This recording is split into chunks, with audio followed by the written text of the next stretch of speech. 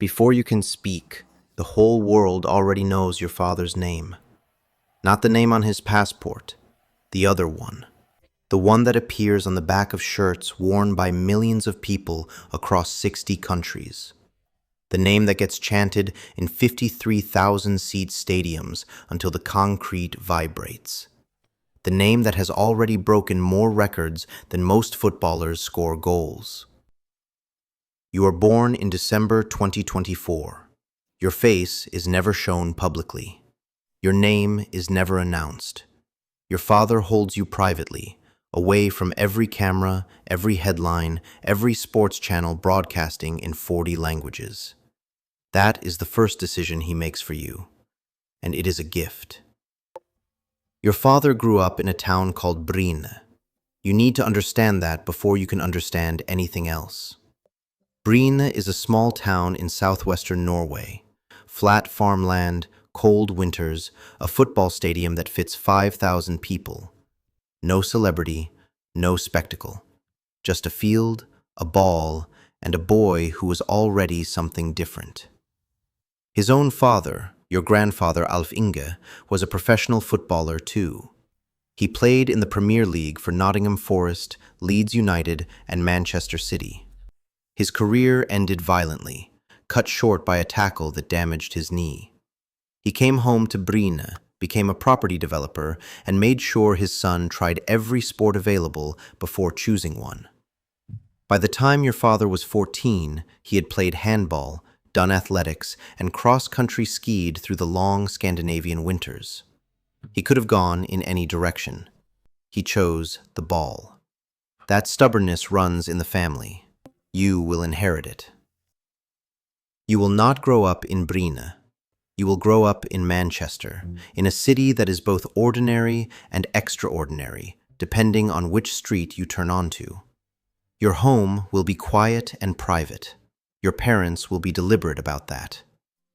Your mother, Isabel, grew up in the same small town as your father. She played football too.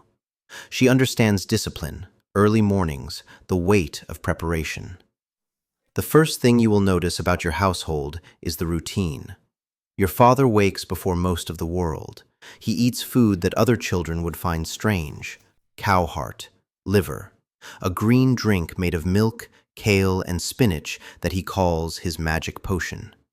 He consumes 6,000 calories a day to maintain a body that is essentially a machine built to run faster and hit harder than anyone alive. Before bed, he puts on orange glasses. He tapes his mouth shut. He turns off every screen in the room. He treats sleep the way a surgeon treats a procedure. You will grow up thinking this is normal. It will take a long time before you realize it is not. The first time you watch your father play, you will be very small. You won't remember it clearly, but someone will have taken a photograph.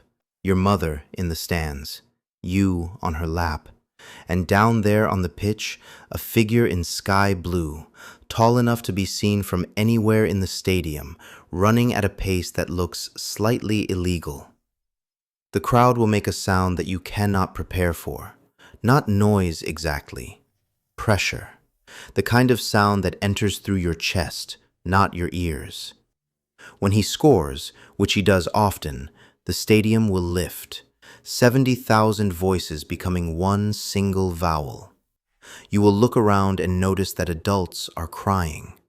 Grown men with scarves around their necks, tears running freely, as if something sacred just happened.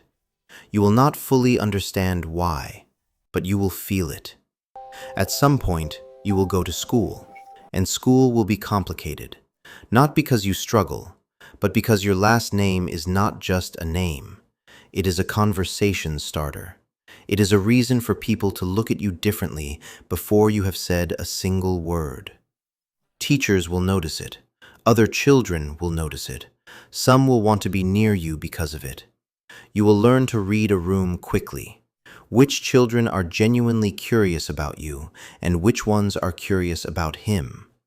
The difference is subtle, but you will learn it. Your parents will insist on ordinary things. Your mother will pack your lunch. You will take the same bus as other children. You will do your homework without anyone doing it for you. At home, dinner is dinner. The table is a table. Your father will sit across from you in a plain gray shirt, and he will ask about your day with the same attention he gives everything else in his life. That version of him is yours alone. The summer you are 6 or 7, you will kick a ball for the first time in the garden, and something will happen. Your father will watch you without saying much. He will not compare. He will not push. He will simply observe, the way he observes everything, with complete focus. And then he will quietly position your foot differently and tell you to try again. You will try again. He does not have expectations. He has something more precise than that. He has patience.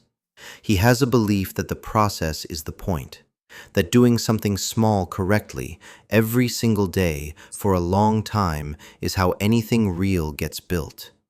You heard him say this in an interview once, long before you were born.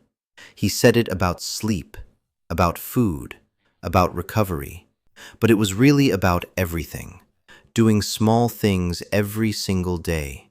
That is the whole philosophy. Adolescence will arrive, and with it, the internet. You will discover that your father is not merely famous, he is the most talked about athlete on the planet. That he scored 36 Premier League goals in a single season, a record that broke the previous one by 10. That he won the treble with Manchester City. That at the 2026 World Cup, playing for Norway, he scored 7 goals in one tournament and broke record after record while the world watched. You will read things about him that feel both true and incomplete. Articles that describe his goals, but not the discipline behind them. Clips that show the celebrations, but not the orange glasses at 9 p.m., or the meal prep at 6 a.m., or the quiet evenings at home when the boots are off and he is just your dad. The public version of your father is real, but it is partial. You